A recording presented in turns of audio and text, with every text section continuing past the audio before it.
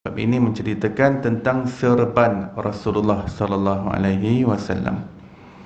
Daripada hadis ini kita dapat tahu antara pakaian Rasulullah adalah serban. Jadi serban adalah salah satu cara pemakaian baginda Nabi Muhammad sallallahu alaihi wasallam. Baginda Nabi sallallahu alaihi wasallam memasuki kota Mekah pada hari pembukaan kota Mekah dengan berserban hitam. Nabi SAW pakai serban hitam. Jadi serban ni tak semestinya putih. Nak pakai warna hitam pun boleh, nak pakai warna hijau pun boleh, nak pakai warna putih pun boleh.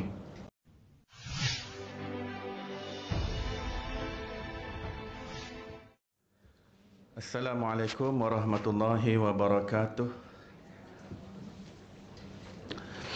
Innal hamdalillah, assalatu wassalamu ala Rasulillah Sayyidina Muhammad ibn Abdullah wa alihi wa sahbihi wa man walah, amma ba'd. Subhanaka la ilma lana illa ma 'allamtana innaka antal alimul hakim. Rabbi shrah li sadri wa yassir li amri wahlul 'uqdatam min lisani yafqahu qawli. Allahumma salli ala Sayyidina Muhammad al-Fatih lima ughliq wal khatim lima sabaq nasiril haqqi bil haqq wal hadi ila siratikal mustaqim wa ala alihi haqqa qadrihi wa miqdarihi al-azim. Allahumma anfa'na bima 'allamtana wa 'allimna alladhi ma yanfa'una. Allahumma faqihna fid din wa 'allimna at-ta'wil. Allahumma inna nas'aluka 'ilman nafi'an wa rizqan wasi'an wa na'udzubika min 'ilmin la yanfa' min qalbi la yakhsha. Allahumma iftah 'alaina futuhal 'arifin warzuqna fahman nabiyyin wa hifzal mursalin wa imanal muttaqin arhamar rahimin. Allahumma nawwir qulubana bi'ilmik wastamil abdanana fi ta'atik. Allahumma nawwir qulubana binuri ma'rifatik wa tahhir qulubana an ghairik. Allahumma iftah 'alaina, Allahumma rzuqna hubbaka wa hubba rasulik. Allahumma akhrij min qulubina kulla qadarin lid dunya wa kulla mahallin lil khalq yamilu bina ila ma'siyatik aw yushghiluna an ta'atik aw yahulu bainana wa baina tahaqquqi bi ma'rifatikal khassah wa mahabbatikal khalisah. Allahumma iftah 'alaina fathan qariba fi 'ulumil aqliyati wan naqliyah bi jahi sayyidina wa maulana Muhammadin khairil bariyah sallallahu alaihi wasallam. Alhamdulillahirabbil alamin. Alhamdulillah, segala puji bagi Allah Subhanahu wa taala, pencipta tujuh petala langit dan tujuh petala bumi dan segala perbendaharaan yang berada di antaranya. Selawat dan salam ke atas Nabi junjungan besar kita, kekasih kita Nabi Muhammad sallallahu alaihi wasallam, dan ke atas ahli keluarga baginda, dan ke atas para sahabatnya, dan ke atas mereka yang mengikuti jalan mereka yang terdahulu dengan cara yang terbaik sehingga hari kiamat. Alhamdulillah, para ayah dan bunda muslimin musliman yang dirahmati dan diberkati oleh Allah Subhanahu wa taala sekalian, syukur kita pada pagi duha yang berbahagia ini dihimpunkan lagi di dalam majlis ilmu untuk kita sama-sama menyambung pengajian kitab Asy-Syama'il Muhammadiyah, untuk kita memperdalamkan lagi pengenalan kita kepada kekasih Allah, pengenalan kita kepada seafdal-afdal manusia, pengenalan kita kepada seorang yang kalau bukan kerana dia, kita dan alam ini tidak diciptakan oleh Allah Subhanahu wa ta'ala. Dia adalah manusia yang paling dicintai oleh Allah Subhanahu wa ta'ala, manusia yang paling sempurna yang diciptakan oleh Allah Subhanahu wa ta'ala, Nabi Muhammad sallallahu alaihi wasallam. Kitab ini dikarang oleh Al-Imam Tirmizi rahimahullah. Mari kita bacakan ummul kitab dan hadiahkan kepada beliau dengan niat mudah-mudahan Allah kurniakan kita keberkatan ilmu, dibukakan kefahaman zahir dan batin, dan dicurahkan ke dalam dada kita seperti mana yang telah dilimpahkan ke dalam dada beliau. Wa ila hadratin nabiyil mustafa sallallahu alaihi wasallam. Al-Fatihah. A'udzu billahi minasyaitonir rajim. Bismillahirrahmanirrahim. Alhamdulillahi rabbil alamin, arrahmanir rahim, maliki yaumiddin, iyyaka na'budu wa iyyaka nasta'in, ihdinas siratal mustaqim, siratal ladzina an'amta 'alaihim ghairil maghdubi 'alaihim waladdallin. Amin. Baik, kita berada pada muka surat 85, bab yang ke-17. Babu ma jaa fi imamati Rasulillah sallallahu alaihi wasallam. Bab ini menceritakan tentang serban Rasulullah sallallahu alaihi wasallam. Daripada hadis ini kita dapat tahu antara pakaian Rasulullah adalah serban.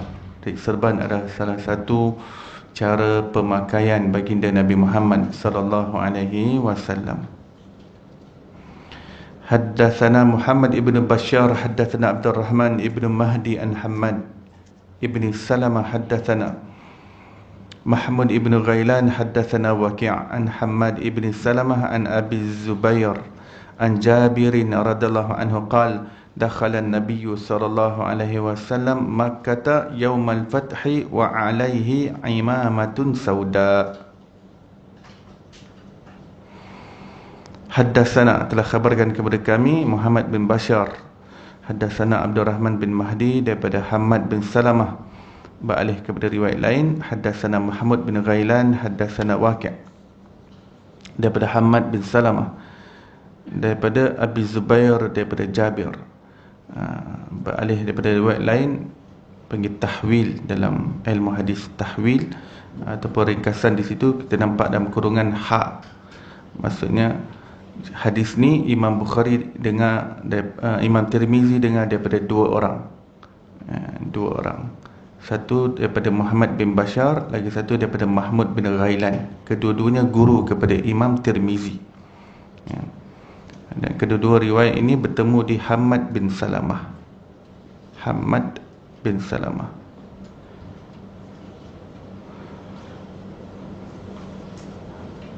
Baik.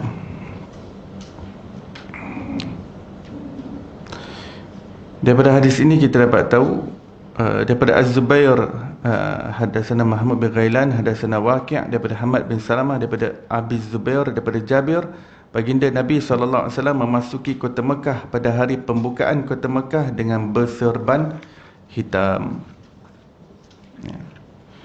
Nabi SAW pakai serban hitam. Jadi serban ni tak semestinya putih.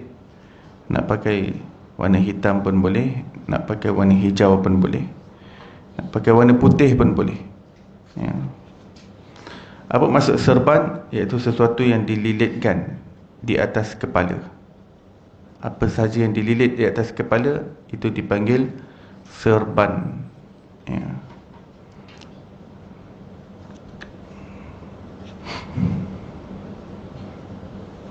Kalau orang Melayu tu dililit-lilitkan pelekat atas kepala dia jadi bentuk tanjak, itu dah boleh panggil serban. Sebab serban ni dimutlakkan kepada sesuatu yang dililitkan di atas kepala. Bahasa Arabnya imamah. Serban dalam bahasa Arab imamah. Imamah dimutlakkan maknanya kepada apa sahaja yang dililitkan di atas kepala.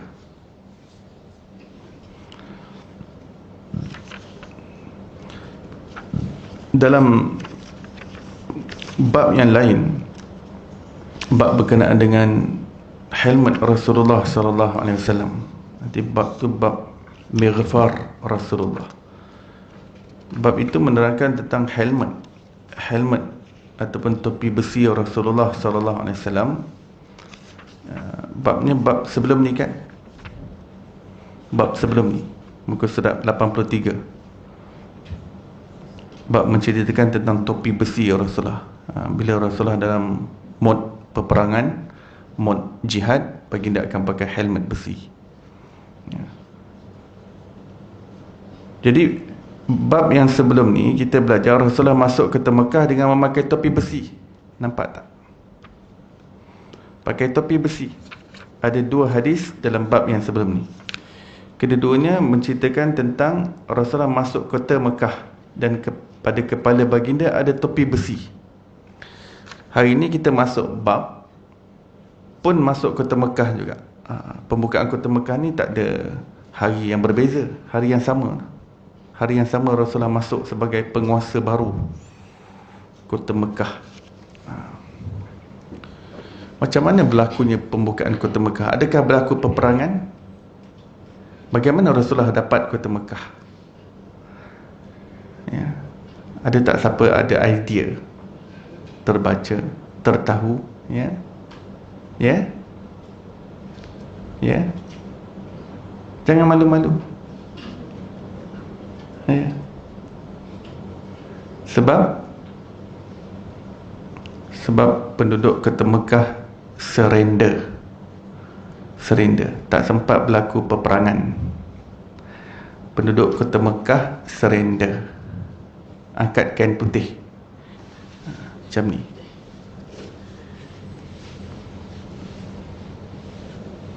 Okey, maksudnya Kota Mekah secara officialnya jatuh di tangan Rasulullah sallallahu alaihi wasallam. Macam mana penduduk Kota Mekah boleh surrender pada Rasulullah? Apa kisah di sebaliknya? Ini berlaku bila? Berlaku 8 Hijrah. Pembukaan Kota Mekah berlaku 8 Hijrah. Ini kisah yang sangat signifikan, kerana Kota Mekah ni tempat kelahiran Nabi SAW, tanah air Nabi, tanah yang Rasulullah tak sanggup sebenarnya nak tinggalkan, tempat kelahiran beliau. Di situ ada Kaabah, ada Hajar Aswad, di situ ada Zamzam, di situ ada Kaabah, di situ ada Hijr Ismail, Safa, Marwah, Sa'i antara keduanya. Di situ ada Mataf, tempat tawaf, Maqam Ibrahim. Di situ ada Multazam, di situ ada Mezab, di situ ada Syazirwan, di situ ada Kelambu Kaabah, di situ ada pintu Kaabah. Ini semua tempat-tempat mustajab doa. Siapa nak tinggalkan? Ya. Saya yang asal Keluang ni pun pada asalnya berat nak tinggalkan Johor. Tak nak duduk KL. Sekali Allah kahwinkan dengan orang KL, padan muka. Ya. Jadi duduklah sini. Ya. Pada asalnya memang bila belajar ni memang kita, bila datang KL ni tengok jam kan.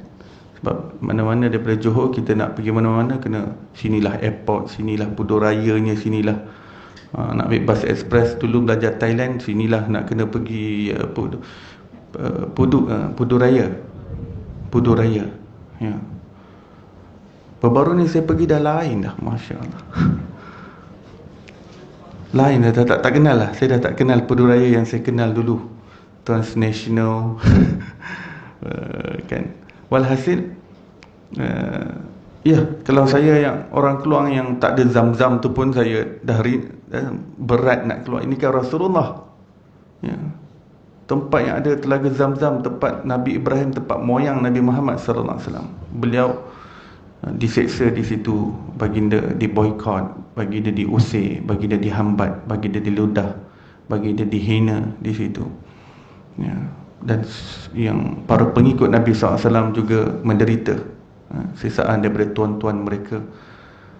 Maka Nabi SAW mengambil keputusan untuk berhijrah, meninggalkan Kota Mekah.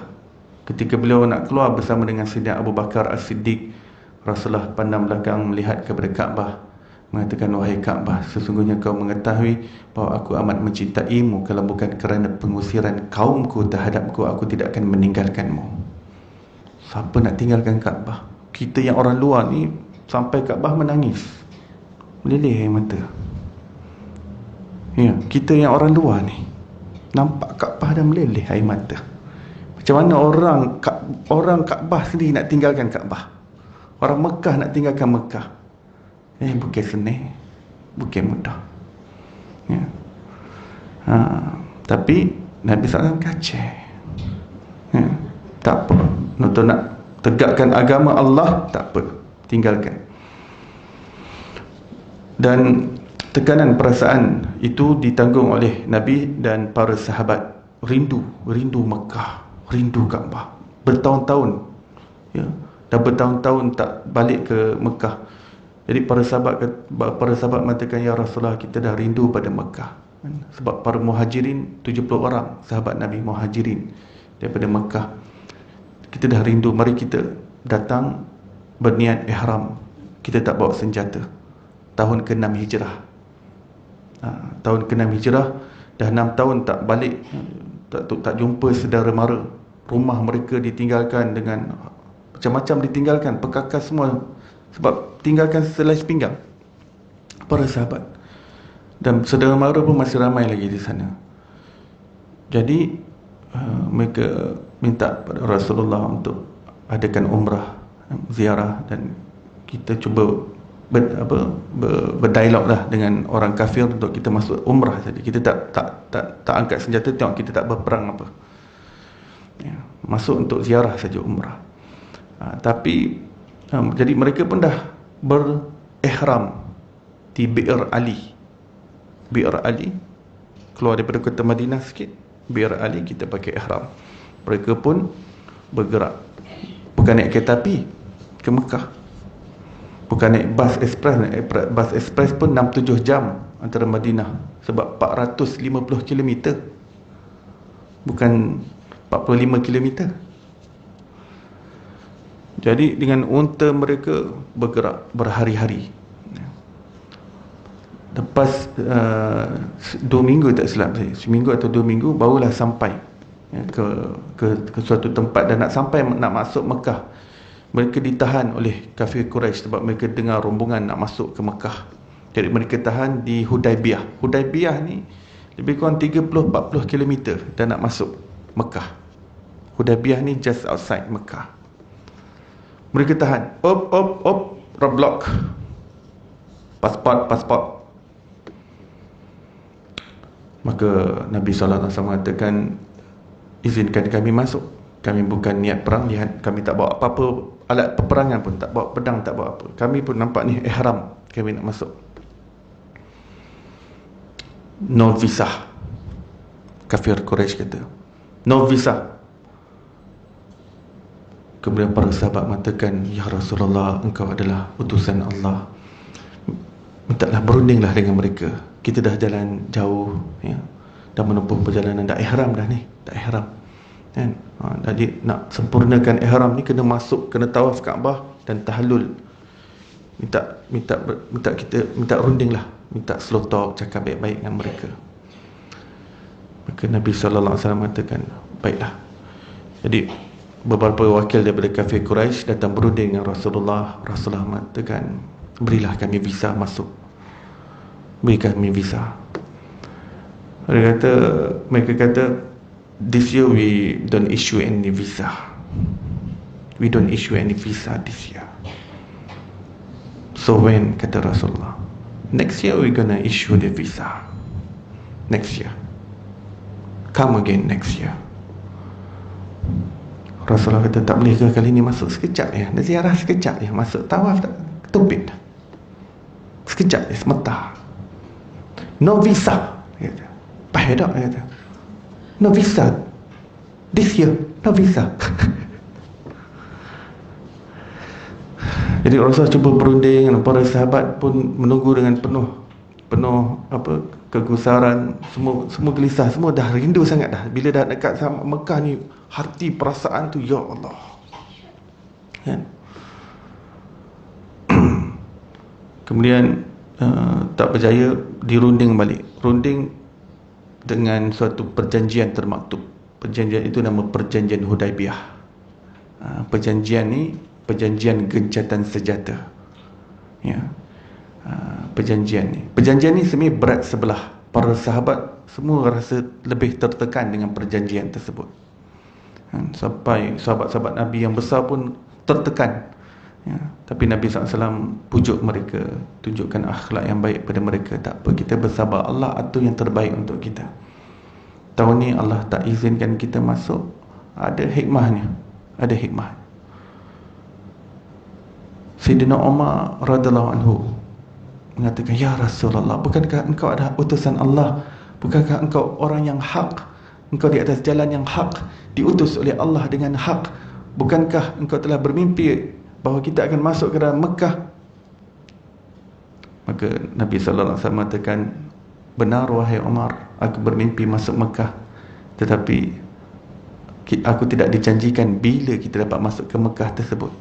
Ya, aku yakin kita akan dapat masuk Mekah, tapi aku tak tahu bila. Aku tak diberitahu oleh Allah bila kita boleh masuk Mekah. Maka pada hari ini kita telah bersiap sedia untuk masuk dan Allah tak izinkan, bermakna Allah atur perkara yang lebih baik untuk kita. Perbualan itu disesali oleh Sayyidina Umar seluruh hidupnya.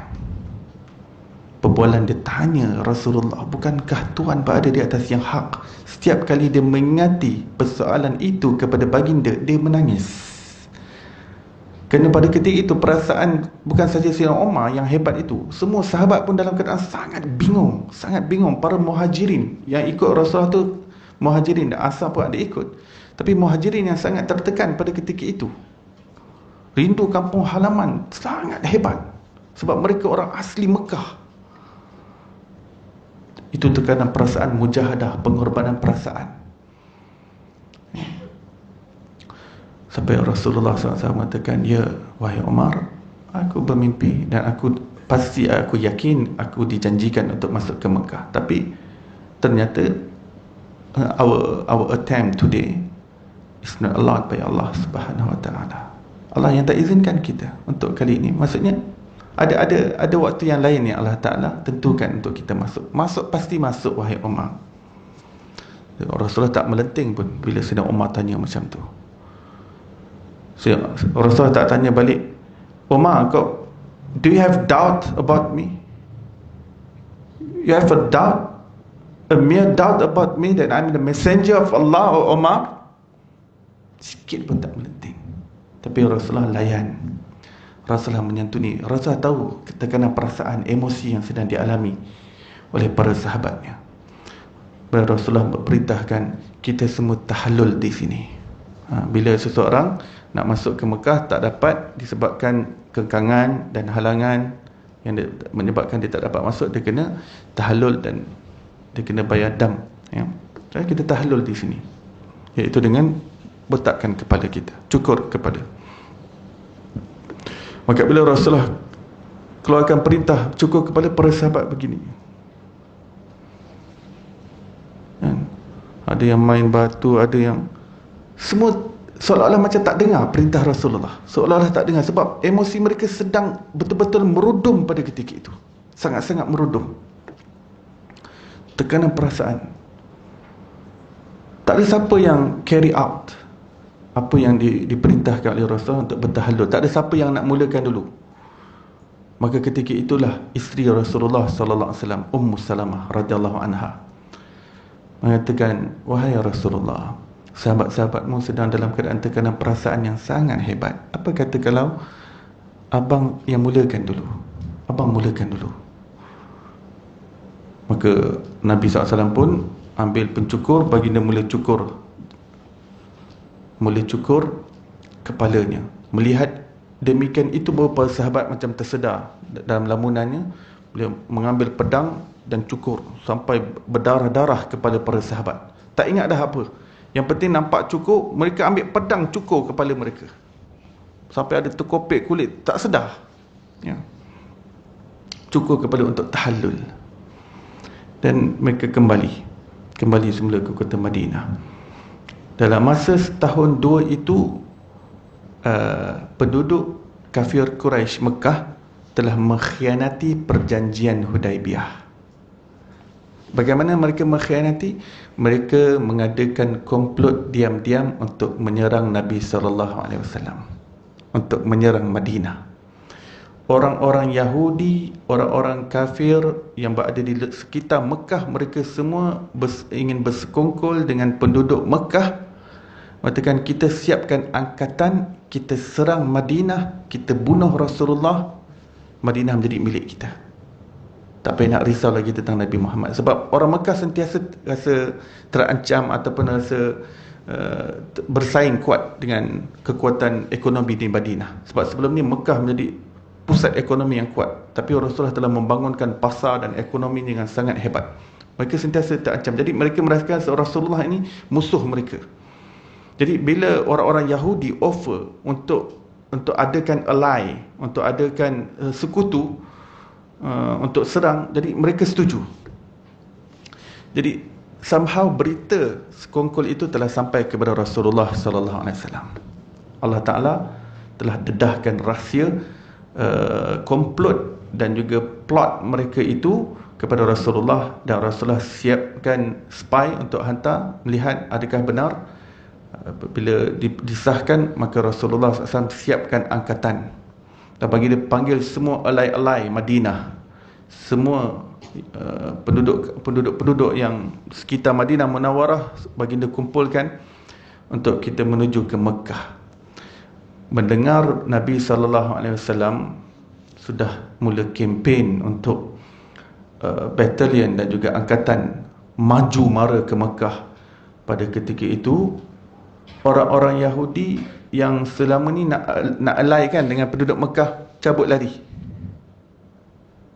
Dan mana-mana penduduk kampung yang kata sebelum ni nak alai dengan penduduk Mekah, kata batalion yang dikumpulkan oleh Muhammad kali ni rasanya bergegar kita tak sanggup, man. Goodbye, goodbye, goodbye, semua goodbye. Semua yang kata janji nak bersama penduduk Mekah, semuanya lari lintang pukang, semuanya tak nak bersama dah. Angkatan dah makin marah.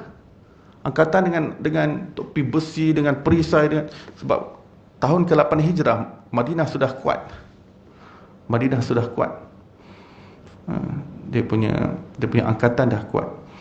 Apabila sudah mula mara, penduduk Mekah melihat masing-masing dengan anak-anak, dengan wanita, dengan orang tua, dengan jumlah yang sebegini, nak berhadapan dengan batalion Muhammad, ma'assalamah, kita tak akan dapat menghadapinya. Belai-belai kita telah belot pada kita. Sebelum ni kata nak menghadapi bersama, nak hidup semati, kata soulmate, semua lari semua. Sekarang kita berhadapan seorang diri, kita tak akan dapat menghadapinya. Jadi mereka adakan mesyuarat. Macam mana ni? Mereka kata tak ada jalan lain. Tak ada jalan lain sama ada daripada kalangan kita yang lari keluar daripada kota Mekah, dan siapa yang nak terus tinggal di sini, kita kena surrender kepada Muhammad. Kita tak akan dapat menghadapinya. Dan beberapa orang telah mula pack barang dan keluar. Ikrimah bin Abu Jahal dan beberapa orang lagi, orang kafir keluar. Yang tinggal Abu Sufyan, Hindun dan lain-lain. Sebab beliau otai Mekah, jadi dia tak nak tinggalkan. Jadi mereka tunggulah, serah diri je. Bila batalion datang tu, mereka dah bagi tahu, mereka dah nak sampai Mekah, dia dah bagi tahu yang penduduk kota Mekah dah angkat bendera putih. Kita tak berperang, Mekah automatik menjadi tanah Nabi Muhammad sallallahu alaihi wasallam. Kekuasaan dan tampuk pemerintahan, autoriti jatuh di tangan Rasulullah sallallahu alaihi wasallam. Tapi orang yang takut memang dah lari. Dah pack lari lah. Nak keluar duduk overseas, abroad. Keluar abroad. Yang tinggal lah. Tengok apa yang Nabi nak buat pada mereka. Sebab memang Nabi berada di posisi untuk boleh membalas dendam terhadap apa yang mereka lakukan terhadap baginda, bersama dengan para sahabat baginda. Ni Abu Sufyan yang perang Uhud, beliau lah yang memimpin angkatan yang bunuh ramai sahabat Nabi. Hindun yang mengupah Wahsy untuk bunuh pakcik Rasulullah, Sayyidina Hamzah di Uhud. Itu yang pemanah-pemanah Rasulullah atas bukit tu kan. Itu Abu Sufyan yang bawa atas belakang bukit tu. Dia punya angkatan, dia punya idea untuk serang hendap daripada belakang pemanah-pemanah yang Rasulullah letakkan di atas Jabal Rumah. Jabal Rumah tu bukit pemanah kan, rumah pemanah. Kita pergi Uhud kan, kita nak naik bukit tu. Itu kerja siapa? Kerja Abu Sufyan. Tapi bila terus menetap di Mekah, kita surrender. Nabi SAW masuk dalam keadaan pakai helmet besi. Jadi kedua riwayat adalah betul. Baginda sampai masuk ke Kaabah, baginda masuk dalam keadaan tertutup, tutup kain ada menutup kepala baginda sallallahu alaihi wasallam begini. Duduk. Jadi masuk dalam keadaan tertunduk. Padahal masuk sebagai seorang raja. Orang zaman dulu biasanya raja baru yang baru menakluk sebuah kota, dia masuk dengan kuda dia sebagai seorang raja penakluk yang baru. I'm your conqueror, I'm your new king, kan? This is my majesty, this is my kingdom. Tapi Nabi SAW masuk penuh tawaduk, rendah diri.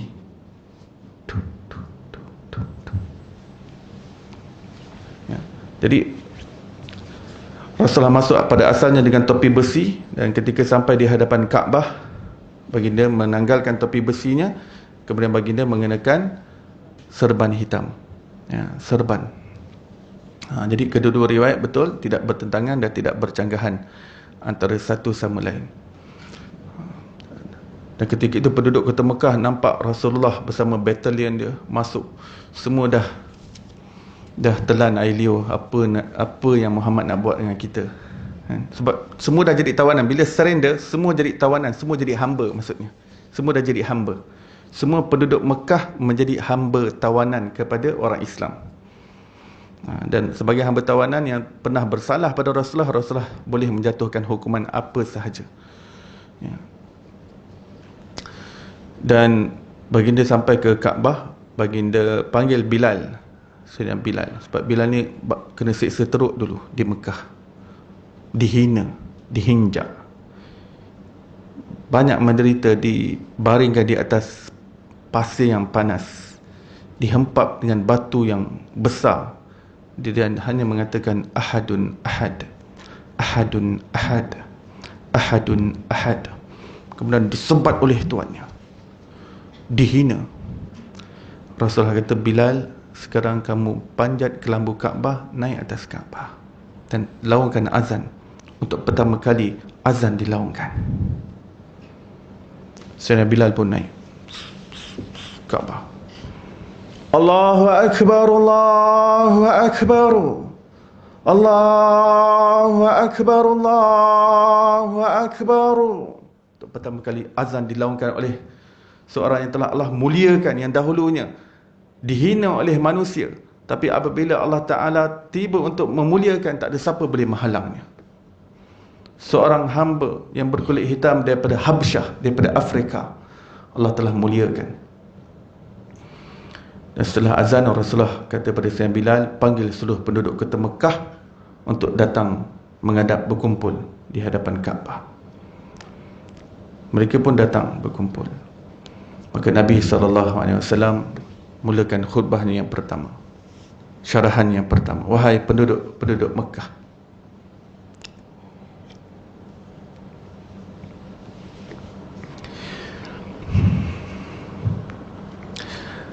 ma tazunnun anni fa'ilun bikum. Apakah yang kamu expect untuk aku lakukan pada hari ini? What do you expect that I'm going to do with you people today? Kamu rasa aku akan buat apa hari ini? Ya. Maka mereka mengatakan, kami mengharapkan layanan yang baik daripada saudara kepada saudara mara dengan baik. Sentimen saudara mara. Dulu tak ada saudara mara. Ketika menyeksa Rasulullah, tak ada sentimen saudara mara, layanan saudara mara dengan baik. Ya. Tapi mereka tak lain nak kata apa. Sebab ini semua, Quraisy ni semua, end of the day, keluarga Rasulullah SAW. Rasul mengatakan, baik, kamu mengharapkan layanan daripada seorang saudara kepada saudara maranya dengan layanan yang baik. Sekarang kamu dengar perkataanku. Kamu semua bebas, merdeka, tidak ada seorang pun yang menjadi tawanan pada hari ini. Izhabu fa antumut tulaqa, dan semua kesilapanmu dimaafkan, dan terus hidup dengan harmoni dalam kota Mekah. Terkejut orang Mekah. Rasulullah berada dalam posisi yang sangat strategik untuk sama ada praktik toleransi ataupun ingin praktik balas dendam. Tapi Rasulullah pilih untuk praktik toleransi dan meninggalkan balasan dendam. Mereka terkejut melihat akhlak dan adab Rasulullah yang sebegini rupa. Betapa besarnya jiwa Rasulullah SAW. Betapa lapangnya dada Rasulullah SAW. Bagi dia mengatakan kepada sahabat, wahai sahabat-sahabatku. Para sahabat mengatakan, ya Rasulullah, al-yaum yaumul malhamah. Hari ini hari yang sepatutnya daging disiat-siat. Sebab hari ini hari yang sangat terbaik untuk balas dendam. Kita masuk dan memegang tapak pemerintahan. Rasulullah mengatakan, la al-yaum yaumul marhamah. Hari ini adalah, tidak wahai sahabatku, hari ini adalah hari kasih sayang ditunjukkan. Hari ini hari di mana rahmat dimanifestasikan. Hari ini kecintaan dipaparkan, wahai sahabatku.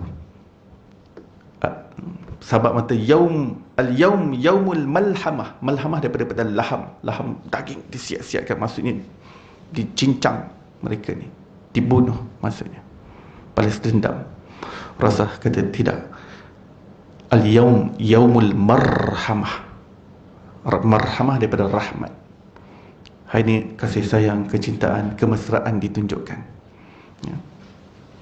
Peristiwa itu menyebabkan sebilangan besar penduduk kota Mekah masuk Islam, termasuk Abu Sufyan dan Hindun. Ya. Orang bertanya kepada Hindun, macam mana kau masuk Islam sekarang? Dulu kau kata kalau keldai kau masuk Islam, kau takkan masuk Islam. Dia kata, maksudnya dulu dia kata, if my donkey embrace Islam, I will never embrace Islam. Sekarang macam mana kau dah masuk Islam? Ya. Nak kata Hindu ni maksudnya kalau donkey aku pun masuk Islam, aku takkan masuk Islam, maksudnya begitu dahsyat pemusuhannya. Dia kata betul, tapi hari ini Islam dah masuk aku. Aku tak masuk Islam, tapi Islam dah masuk aku. Ini adalah layanan akhlak dan adab yang ditunjukkan oleh Rasulullah sallallahu alaihi wasallam, dapat menambat dan menawan hati manusia. Dalam dakwah ni kita kena kasih sayang, penuh dengan kecintaan. Kita sayang semua makhluk Allah Subhanahu Wa Taala. Kita tidak layan orang dengan keras, dengan kasar. Ini adalah legasi peninggalan Rasulullah sallallahu alaihi wasallam untuk kita dakap. Dalam kita melayani manusia, tinggalkan kekerasan dan kekasaran. Tapi sentiasa tunjukkan kasih sayang, kecintaan, sehingga manusia merasakan kecintaan kita, kasih sayang kita, kelapangan kita, keluasan kita. Maka Hindun masuk Islam, Abu Sufyan masuk Islam, dan menyebabkan seluruh kafir Quraisy itu tidak ada seorang pun yang terbaki. Semuanya masuk Islam tanpa terkecuali. Dan orang yang dah lari, macam Ikrimah bin Abu Jahal, dah lari dah. Bila Rasulullah umumkan pengumuman tersebut, mereka, orang penduduk Mekah hantar penunggang kuda yang terlaju untuk cari balik mana-mana ahli keluarga yang dah lari, cabut lari. Kata Nabi Muhammad, bagi kemaafan kepada kita. Mereka kejar balik yang dah lari. Terkejut mereka. Betul ke ni? Serius ke? Muhammad, maafkan kita. Betul ke ni? Ke kau ni spy ke apa ni? Ke ini strategi ke apa ni? Tidak, iya. Bersumpah. Memang Muhammad maafkan kita. Tak buat apa-apa kat kita. Betul. Ke ni taktik ke ni? Tak. Helah ke ni? Bukan helah. Iya, Muhammad maafkan. Kau takkan kau tak kenal Muhammad? Kan? Dia mana pernah bohong? Dia tak ya.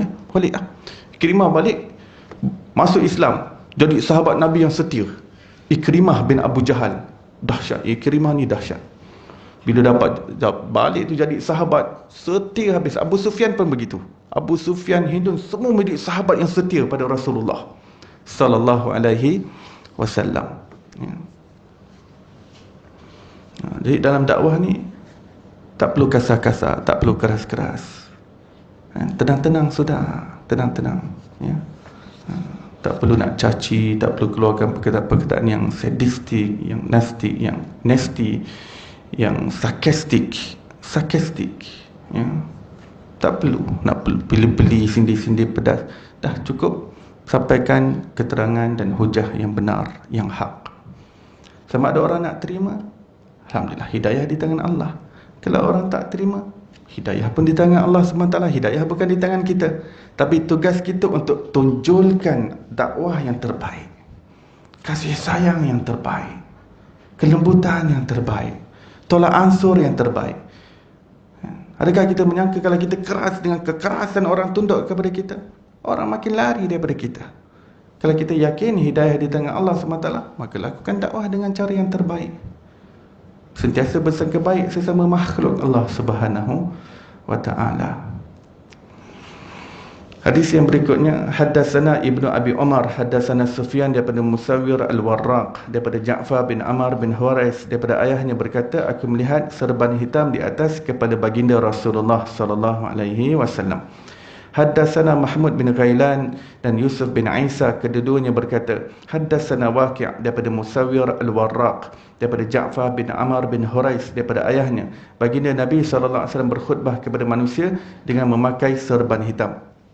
Sikit lagi saya nak sambung. Selepas orang kafir Quraisy Mekah masuk Islam, manusia bangsa Arab daripada segenap negara, mereka semua datang berbondong-bondong kepada Rasulullah untuk masuk Islam.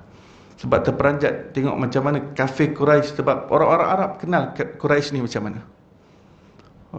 Orang Quraisy ni, sebab kalau kita duduk dalam satu bangsa tu, kita tahu bangsa mana yang paling dahsyat sekali, paling rigid sekali, paling keras sekali.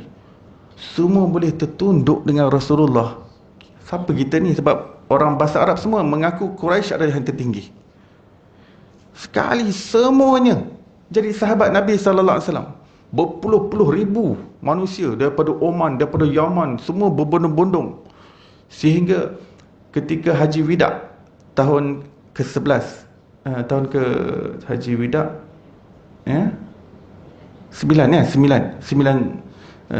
ya, setahun 2 tahun selepas peristiwa pembukaan kota Mekah, setahun ataupun setahun setengah begitu, sahabat Nabi yang berkumpul di hadapan Nabi lebih kurang ada 124,000 Nabi, seperti mana yang disebutkan dalam Sirah Nabawiyah oleh Maulana Abul Hasan Ali An-Nadwi. 124,000 mana datang tiba-tiba, ya. Satu impak penduduk kota Mekah tu, jadi orang semua buka mata bila mereka tertunduk pada Rasulullah, dan seluruh bangsa Arab tunduk pada Rasulullah. Pun bangsa Rom pun terkejut. Sebab selama ni pun mereka tak nak takluk Arab ni, sebab mereka tahu orang Arab ni macam mana. Mereka boleh takluk daripada timur ke barat, tapi untuk bangsa Arab mereka tak ada keinginan untuk nak takluk. Bangsa Rom dan Parsi tak ada selera, ya, nak takluk bangsa Arab, sebab dahsyatnya bangsa Arab ni takut kalau jadi rakyat kita, dia berjangkit dia punya jahiliah pada kita. Tak sanggup. Tak apalah kita luaskan empire jajahan kita di tempat lain, tak nak masuk Arab. Sebab tu Arab ni tak pernah berada di bawah jajahan empire Rom ataupun Parsi, padahal dia sebelah-sebelah je. Sebab empire Rom dan Parsi tak ada selera dengan bangsa Arab. Mereka semua terkejut satu bangsa Arab boleh bersatu di bawah Rasulullah. Mereka tahu bangsa Arab ni berketurunan-keturunan pun mereka takkan dapat bersatu, sebab mereka ni gaduh semua. Tak boleh, mereka tak boleh bersatu. Orang Arab ni tak boleh bersatu. Orang Arab Parsi dah tahu sangat dah. Sekali semua boleh bersatu, real punya bersatu di bawah Rasulullah, di bawah satu personality. Ini suatu pencapaian yang tak pernah berlaku pada bangsa Arab, ya. Kalau kita tengok sekarang in the Gulf countries, kita lihat mereka susah untuk bersatu. Itulah bangsa Arab.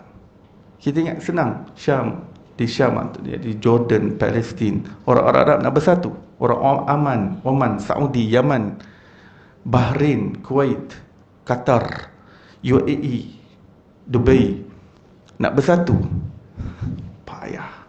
Ini bersatu bila Imam Mahdi keluar baru boleh bersatu. Nanti di bawah Imam Mahdi boleh bersatu, ya.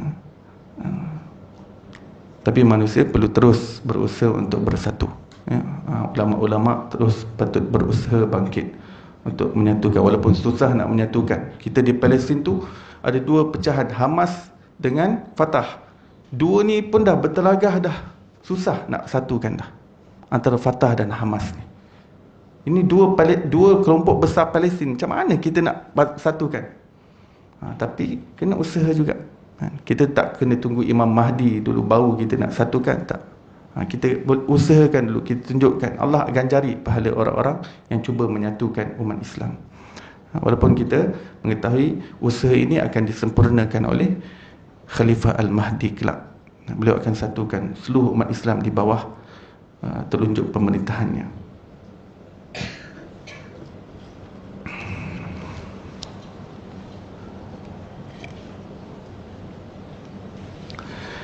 Sebab saya ni duduk dunia Arab. Kita tak perlu nak keluar negara, tengok negara-negara Arab yang lain bertelagah. Kita dalam satu kampung tu je, satu kabilah dengan kabilah je. Dia punya pergaduhan meleret-leret, memang dahsyat. Kadang saya nak pergi satu tempat tu, kadang saya kena tahan dekat tengah jalan sampai 4-5 jam sebab tengah kabilah gaduh.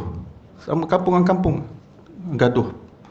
Mereka gaduh bukan gaduh bertumbuk gitu dengan senapang semua. Jadi nak lalu tu bahaya, takut peluru bersipang siur. Ya. Kadang anjing masuk dalam kebun dia, yang ni kambing dia termasuk dia. Benda-benda simple je. Memang benda-benda simple je mereka boleh gaduh, melirik-lirik. Boleh melibatkan nyawa, boleh melibatkan dahsyat. Ya. Orang Arab ni. Tapi the fact that Allah SWT bangkitkan Rasulullah di kalangan bangsa Arab, pasti ada hikmah besar. Bahawa dalam keadaan orang Arab yang seperti itu, sudah tentu bangsa Arab adalah bangsa yang terbaik di dunia ini. Ya, dalam keadaan macam tu pun, by hook or by crook, despite of all that, bangsa Arab semestinya bangsa yang paling hebat di sisi Allah. Kalau tidak mungkin penghulu kepada segala rasul bangkit daripada bangsa ini. Tidak mungkin. Sudah tentu sebab bangsa itu bangsa yang terbaik. Di mana sahaja Rasulullah berasal, di situ tempat yang terbaik. Mekah adalah ibu kepada segala negara. Ya. Baik.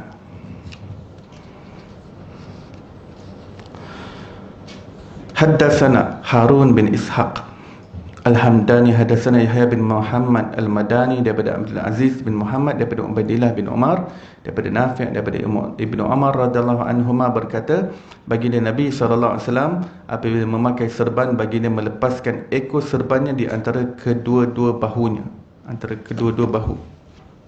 begini hadisnya. Imam Ahmad bainnya katifaihi, jadi panjanglah ekornya, dia boleh ekornya boleh berada di antara dua bahu Nabi SAW, antara belah sini, kadang-kadang dia sebelah kanan, kadang-kadang sebelah kiri. Jadi di situ kita dapat tahu serban yang dipakai oleh Rasulullah ada ekor. Baik, kalau ada orang pakai serban, dia tak pakai ekor, dia lilit saja, adakah boleh dipanggil serban? Tetap boleh. Sebab yang namanya serban tidak disyaratkan adanya ekor, cukup sesuatu yang dililitkan di atas kepala. Cuma yang style Rasulullah ini, serban baginda lilit bersama dengan ada ekornya. Ya. Kalau ulama-ulama Mesir biasanya, ulama-ulama Mesir, ulama Syria, ulama Jordan, serban mereka biasanya mereka tak ada ekor, mereka hanya lilit saja. Lilit. Ya.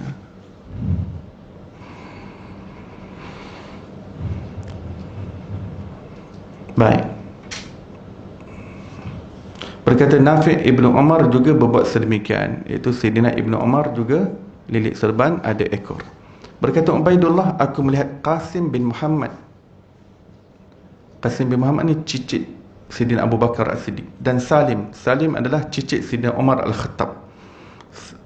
Salim bin Abdullah bin Umar. Salim ni cucu Sayyidina Umar, dan Qasim juga cucu Sayyidina Abu Bakar, sebab Al-Qasim bin Muhammad bin Abu Bakar As-Siddiq. Dan Salim pula Salim bin Abdullah bin Umar radhiyallahu anhu. Kedua-duanya cucu sahabat besar, pun pakai serban ada ekor. Haddatsana Yusuf bin Isa, haddatsana Waqi', haddatsana Abu Sulaiman Abdul Rahman ibn Ghasil daripada Ikrimah daripada Ibnu Abbas radhiyallahu anhuma, baginda Nabi SAW berkhutbah di hadapan manusia dengan memakai serban yang berlumuran minyak rambut. Minyak rambut di sini maksudnya nampak kesan-kesan minyak zaitun. Kerana apa? Kerana baginda orang yang sangat partikular menjaga rambutnya dengan meminyakinya. Ya. Nanti bab yang ke 20 muka surat 94 nanti kita akan lihat cerita macam mana baginda, pakaian baginda yang macam penjual minyak, sebab minyak jatuh-jatuh, ya. Muka surat 94 tu nak bagi tahu betapa Rasulullah tu particular jaga rambut dia, ya. Minyak rambut sampai Rasulullah kan nak pakai serban, baginda letak sapu tangan, qina', ya, sapu tangan untuk nak lapik antara rambutnya dengan serbannya, supaya serbannya tak terlalu serap minyak yang dipakai oleh Rasulullah sallallahu alaihi wasallam di rambutnya, ya. Jadi sunnah meminyakkan rambut minyak rambut dengan guna zaitun, sama ada lelaki ataupun perempuan, ya.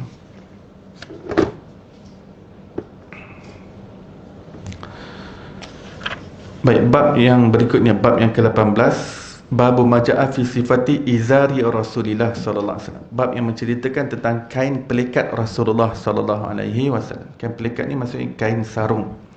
Kain sarung. Maksudnya Nabi SAW ni pakai kain sarung, ya. Kain sarung ni kain pelikat lah, macam kain pelikat. Cuma apa yang saya belajar, kain sarung yang dipakai oleh Rasulullah tu tak berjahit. Macam kain pelikat kita kan berjahit kat tengahnya, bersambung. Tapi macam Rasulullah dia macam kain panjang, Rasulullah hanya lilit. Ya. Itu memang saya biasa nampak lah, seperti itu di Yaman. Orang-orang Arab Yaman, memang kain pelekatnya dia tak pakai macam kain pelikat kita yang dah jahit siap, tinggal sarung je. Yang ni dia kain panjang, dia jadi dia lilit, pusingkan badan dia, jadikan kain pelikat. Haddatsana Ahmad ibn Mani', haddatsana Ismail bin Ibrahim, haddatsana Ayyub, daripada Humaid bin Hilal, daripada Abi Burdah, daripada ayahnya berkata, Sayyidina Aisyah radhiyallahu anha mengeluarkan, yakni untuk memperlihatkan kepada kami pakaian yang bertampal serta kain pelikat yang tebal. Sayyidina Aisyah radhiyallahu anha berkata, roh baginda Rasulullah sallallahu alaihi wasallam dicabut ketika baginda sallallahu alaihi wasallam berpakaian dengan dua pakaian ini. Sayyidina Aisyah simpan kain pelikat yang tebal. Ini pun di Yaman pun saya nampak lah, kain mereka tu yang guna untuk kain sarung dia agak tebal, ya. Macam orang pakai ihram kan ihram kan lilit, dia tak boleh berjahit kan. Lebih kurang Nabi SAW pakai macam tu, dan pakaian baginda bertampal, ya. Hadis yang berikutnya, haddatsana Mahmud bin Ghailan, haddatsana Abu Daud, daripada Syu'bah, daripada Ash'ath Ibn Sulaim radhiyallahu anhu berkata, aku mendengar makcikku Ruham yang menceritakan tentang pakciknya Ubaid bin Khalid Al-Muharibi berkata,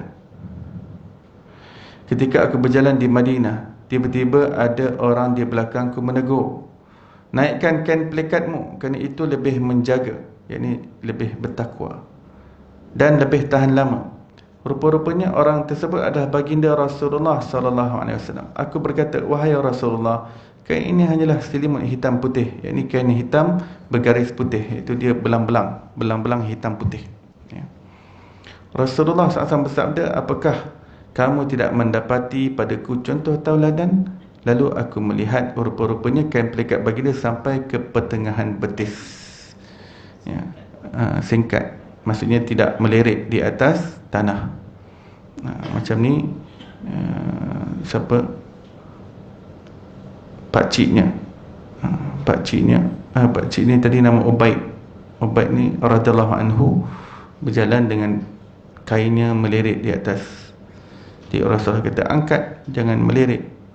Jadi dia mengatakan kain ni kain biasa je, kain biasa, kain belang biasa, kalau kena tanah pun tak ada masalah lah, dia tak kisahlah kualiti, memang kualiti tak apalah, kena tanah pun. Tapi Rasulullah kata, tidakkah engkau ingin menjadikan aku contoh tauladan? Kemudian beliau melihat, oh Rasulullah pakai naik sampai ke pertengahan betis, ya. Maka Rasulullah tunjukkan apa yang terbaik untuk nak pakai, ya.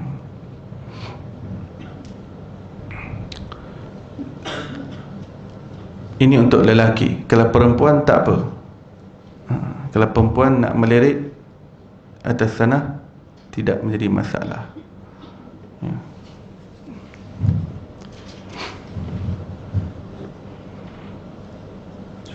Bahkan lebih afdal lah sebenarnya untuk perempuan melirik tu, sebab dia lebih dapat tutup aurat dengan lebih baik. Untuk perempuan tak apa.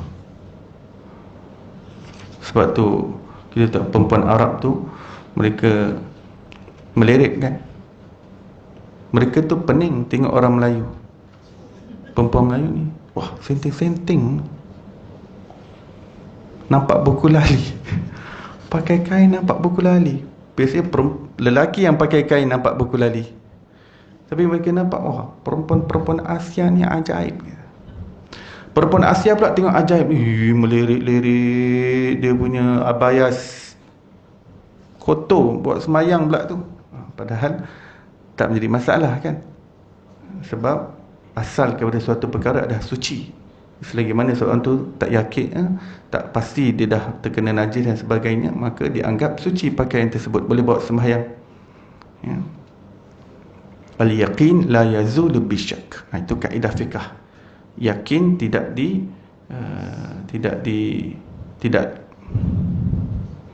terhapus dengan syak. Jadi sesuatu yang kita yakin itu kita tak terkena najis apa-apa dah. Kalau sekadar syak, tak terkena, dia tak boleh, dia tak bagi faedah hukum di situ. Sekadar syak, pakaian ni takut terkena najis, takut tadi kalau syak ni dia tak boleh lawan yakin. Yakin ni maksudnya kita yakin memang tak terkena. Kita lalu jalan tadi memang tak ada najis kan? Kita tak tahu dah, pasti dah tempat jalan kita ni memang tak ada najis, tak ada apa. Jadi kalau seorang rasa syak, entah terkena, sebab dia tak pasti kena ke tak, bau pun tak ada apa. Jadi sekadar syak tu dia tak dapat nak menukar hukum yang asal tadi. Asal segala perkara adalah suci.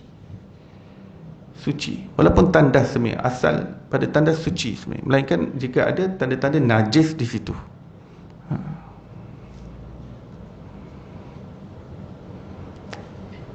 Seorang masuk tandas, dia bawa telekung dia sangkut, sekali terjatuh kena tandas, kena bawah. Alamak. Tapi saya tak pernah lah pakai telekung. Saya cuba gambarkan senario lah. Terjatuh atas, alamak, bau, tak ada bau apa-apa, tapi tandas kan, takut najis ke apa ke. Jadi takut ni dia tak efek hukum. Tak efek hukum asal. Asal hukum benda tu selagi mana tak nampak ada rupa najis, tak ada bau, tak ada apa, dia balik pada hukum asal, boleh pakai telekung bawa sembahyang. Itu hukum asal. Tapi kalau rasa takut sangat, takut nanti was-was dan sebagainya, belilah telekung lain. Ada alasan lain nak beli telekung.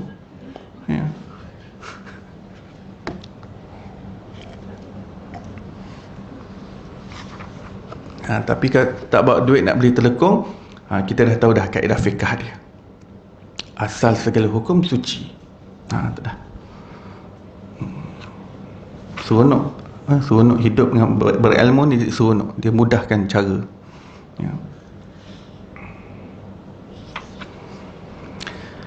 Hadis yang berikutnya, haddatsana Suwaid bin Nasar haddatsana Abdullah bin Mubarak daripada Musa bin Ubaidah daripada Iyas bin Salamah ibn al-Aqwa daripada ayahnya berkata, Sayyidina Uthman bin Affan radhiyallahu anhu memakai kain pelikat hingga ke pertengahan kedua-dua betisnya. Berkata Sayyidina Uthman, beginilah keadaan pemakaian kain pelikat sahabatku, iaitu baginda Nabi sallallahu alaihi wasallam. Jadi kalau kita nampak seseorang pakai sampai pertengahan betis, kita jangan main-mainkan dia. Ini berbalik daripada tempat banjir ke apa ni. Itu sunnah Rasulullah sallallahu alaihi wasallam. Dan siapa yang nak pakai jubah, yang terbaik kan, kalau dia tak nak pakai pertengahan betis, jangan sampai menutup buku lalinya. Maksudnya di bahagian betis juga, tapi dia agak rendah, tapi jangan sampai menutup buku lalinya. Apa hukum menutup buku lalinya? Itu pula terbahagi pada dua. Kalau dia tutup dengan sebab nak sombong, sebab nak tunjuk gah. Sebab kadang pakaian melirik ni ada orang pakai bukan sebab apa? Sebab nak tunjuk gah. Kadang melirik tu sampai panjang, sampai 10 orang nak kena angkat, nak tunjuk gah pakaian dia tu. Ya. Kalau dia pakai kerana sombong, haram. Tapi kalau dia pakai sebab itu yang ada, mungkin tak sempat jahit dan sebagainya, tidak makruh, bila hatinya tidak sombong. Ya.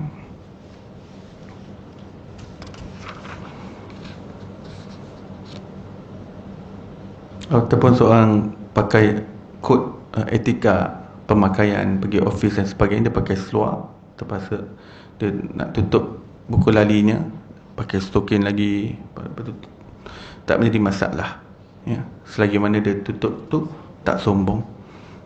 Sebab dah jadi kod etika begitu. Tapi kalau seorang dah pakai tie, pakai kod, pakai kemeja, pakai seluar, tapi nak pakai atas buku lali juga, tak ada masalah. Jangan mempermain-mainkan pula, ini style apa ni? Style banjir ke apa? Jangan. Ya. Maksudnya dalam keadaan macam tu pun dia nak amalkan sunnah, tak ada. Dan kita nampak memang ada orang yang amalkan, tak ada masalah. Ya. Jadi kita kena bezakan antara sesuatu yang bukan sunnah dan sesuatu yang bertentangan dengan sunnah. Hari ini ramai orang kata ini haram-haram, sebab padahal benda tu bukan bertentangan dengan sunnah. Ya, benda tu bukan sunnah, tapi benda tu tak bertentangan dengan sunnah. Bila sesuatu itu tidak bertentangan dengan sunnah, maka jangan terlalu keras terhadap orang lain. Hadis yang terakhir dalam bab ini, haddatsana Qutaibah bin Sa'id, haddatsana Abul Ahwas daripada Abi Ishaq, daripada Muslim bin Nuzair, daripada Huzaifah bin Yaman berkata, baginda Rasulullah sallallahu alaihi wasallam memegang otot betisku atau betis baginda sallallahu alaihi wasallam, lalu bersabda. Kenapa ada atau? Perawi terlupa waktu dia dengar hadis ni daripada Sayyidina Huzaifah. Huzaifah kata Rasulullah pegang betis Huzaifah, dia ke ataupun dia tu maksudnya Rasulullah. Jadi dia ragu-ragu. Bila perawi ragu, akan dibawakan kedua-dua sekali, ya, betis Huzaifah atau betis baginda. Ini memang ilmu hadis memang begitu. Bila perawi ragu tentang satu perkara, dia akan datangkan atau untuk nak cermat, sebab tak tahu apa sebenarnya hadis yang sebenar. Lalu bersabda, inilah tempat, yakni hujung kain pelikat. Jika engkau enggan, maka lebih bawah daripada itu. Maksudnya yang terbaik ini di pertengahan betis. Tapi kalau kau nak rendahkan lagi, maksudnya nak labuhkan lagi daripada itu, maka tidak boleh hujung kain pelikat itu sampai di buku lali, iaitu jangan sampai menutupi buku lali, ya.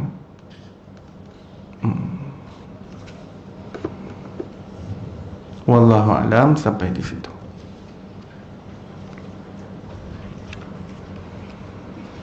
Bab yang berikutnya berkenaan cara jalan Rasulullah sallallahu alaihi wasallam. Betapa terperincinya para sahabat merekodkan tentang Rasulullah, sampai cara berjalan pun kita dapat tahu. Mana ada tokoh yang kita tahu cara berjalannya, tokoh yang hebat. Kalau kita ni suka buku Shakespeare, macam mana Shakespeare berjalan, ya. Kalau kita suka siapa, Abraham Lincoln, kita tak tahu macam mana cara dia jalan. Kalau kita suka Alexander Graham Bell, pencipta telefon, kita tak tahu macam mana cara dia jalan. Tapi Rasulullah terperinci direkodkan satu persatu. Maksudnya para sahabat sangat memahami bahawa segala apa yang berkaitan dengan Rasulullah adalah sangat bernilai untuk direkodkan, untuk disampaikan kepada generasi yang berikutnya, supaya mereka dapat gambarkan bagaimana Rasulullah sallallahu alaihi wasallam itu dalam fikirannya. Wallahu a'lam. Mudah-mudahan Allah kumpulkan kita bersama Rasulullah sallallahu alaihi wasallam berkat kecintaan Nabi Muhammad sallallahu alaihi wasallam dan pengenalan kepada baginda. Allah Subhanahu wa taala selamatkan kita daripada fitnah dunia ini dan kurniakan kita kesudahan yang baik dan jauhkan kita daripada kesudahan yang buruk. Wassallallahu ala sayyidina Muhammadin wa ala alihi washabihi wasallam. Alhamdulillahirabbil alamin. Kita tangguh majlis kita dan tasbih kifarah dan surah wal asr. Subhanallah bihamdih, subhanakallah bihamdika, asyhadu an la ilaha illa anta wa astaghfiruka wa atubu ilaik. Bismillahirrahmanirrahim. Al-'asr. Innal insana lafi khusr illa alladhina amanu wa 'amilus salihat wa tawassaw bil haqqi wa tawassaw bis sabr. Assalamualaikum warahmatullahi wabarakatuh.